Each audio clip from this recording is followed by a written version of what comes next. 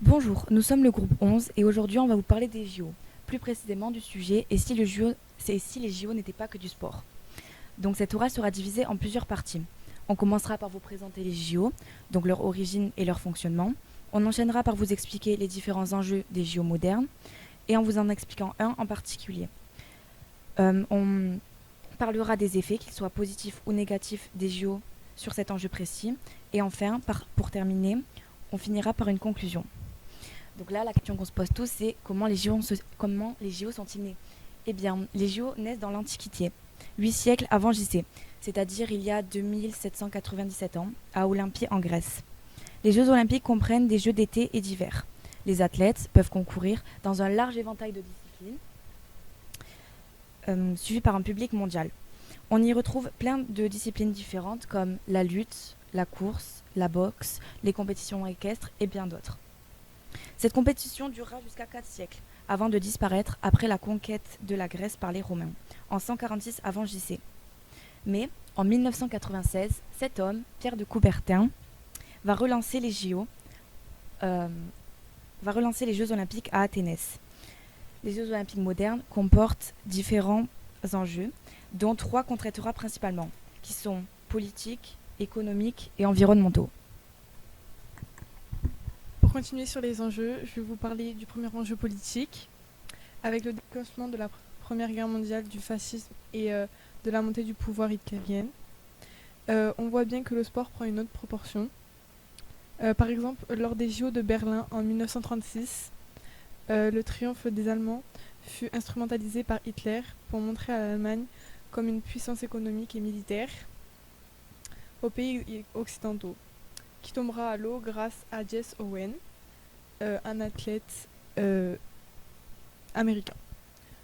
Ensuite, un enjeu économique. L'histoire des Jeux olympiques modernes regorge d'exemples ou de ces événements qui ont traité des pertes financières substantielles pour des pays hôtes. Un cas emblématique est celui d'Athènes en 2004. Les Jeux ont compté à la Grèce environ 9 milliards d'euros, un montant bien supérieur aux prévisions initiales. Cette dépense a aggravé la crise de la dette du pays, contribuant à une récession économique prolongée. Enfin, le dernier enjeu, environnementaux. Les émissions de gaz à effet de serre ont été 8 fois supérieures à la normale, malgré les efforts des Jeux olympiques. Reste un événement qui pollue énormément, notamment à cause des infrastructures créées spécialement pour cet événement. Donc de nombreux spectateurs viennent pour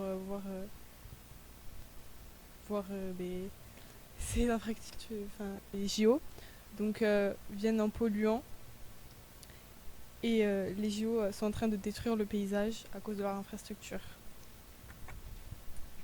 Donc maintenant on va pencher principalement vers l'économie. Donc pour parler de Paris, l'enjeu il était de taille pour 2024. Une étude d'impact montre que l'Île-de-France pourrait bénéficier de 9 milliards d'euros de retombées économiques entre 2018 et 2034, dont plus de 2 tiers de cet impact étant lié à la construction des infrastructures et à l'organisation de l'événement. Cet enjeu il provoque alors forcément des effets positifs ou négatifs. L'accueil des Jeux Olympiques génère de puissantes retombées économiques, certes, mais il permet aussi à une région et à un pays de développer des connaissances et des compétences de leur main-d'œuvre et de leurs volontaires, les possibilités de carrière, l'industrie du tourisme et des événements, le secteur des affaires, leur profil mondial et les relations diplomatiques.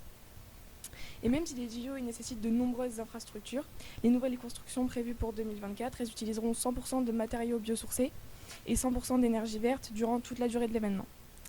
Mais du coup, il y a aussi des effets négatifs, notamment à cause des nombreux investissements qui sont effectués pour accueillir les JO. Exemple d'Aberville, équivalent en 1992 à 12 milliards de francs, soit 1,8 milliard d'euros. Donc des sommes colossales qui, en général, engendrent des crises économiques. En conclusion, on se rend compte que les JO ils ne se résument pas qu'à du sport. En vue des différents enjeux qui sont d'ailleurs pas bénéfiques pour l'État, ils monopolisent les Jeux Olympiques. Merci de votre attention.